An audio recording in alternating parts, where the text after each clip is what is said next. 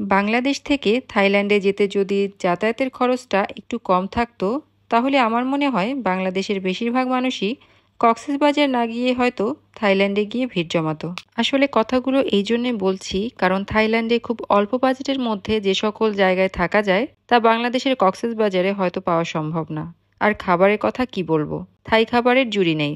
এত মজার মজার খাবার খুব অল্প টাকার মধ্যে কিনে খাওয়া যায়। তবে আজকে আপনাদের সাথে শেয়ার করব আমরা পাতায়াতে এয়ারবিএনবির মাধ্যমে যে অ্যাপার্টমেন্টে ভাড়া নিয়েছিলাম তা। তবে আগে চলুন এই বিল্ডিংয়ের ছাদে যাওয়া যাক। ৪১ তলার ছাদে উঠে আমি তো চারপাশের এমন দৃশ্য দেখে পুরাই অবাক হয়ে তাকিয়ে রয়েছিলাম। পুরো পাতায়া শহর এক নজরে দেখে ফেলা যায়।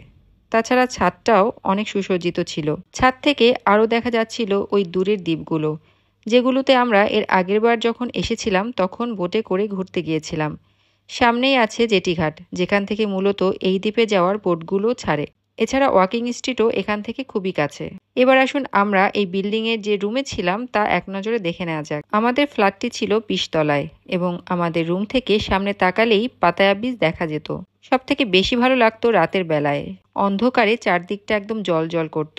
এরপর রুমের কথা যদি বলি, বারান্দায় ছিল একটি ওয়াশিং মেশিন। বারান্দার সাথেই যে রুমটা, এই রুমটা একাধারে ছিল কিচেন, ড্রয়িং এবং বেডরুম, মানে সোফা ছিল। রাতে সেই সোফা বেডের মতো করে বিছিয়ে অনায়াসে দুজন ঘুমাতে পারবেন। রেফ্রিজারেটর, টিভি, ছোট ২ চেয়ার বিশিষ্ট একটা ডাইনিং টেবিল, কিচেন যেখানে চুলা, গ্লাস, হাঁড়ি পাতিল, চামচ সহ মোটামুটি রান্নার আইটেমগুলো ছিল। ওয়াশরুমটাও ছিল বেশ বড় এবং পরিষ্কার পরিচ্ছন্ন, আর ছিল প্রয়োজনীয় টয়লেট্রিজ।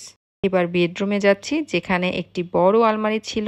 আমাদের ৪ জনের জামা কাপড় খুব সহজেই আমরা এই আলমারিতে রাখতে পেরেছিলাম এবং একটি বড় বেড ছিল, যেখানে অনায়াসে আমি, দিয়া এবং আয়রা খুব আরাম করে ঘুমাতে পেরেছিলাম।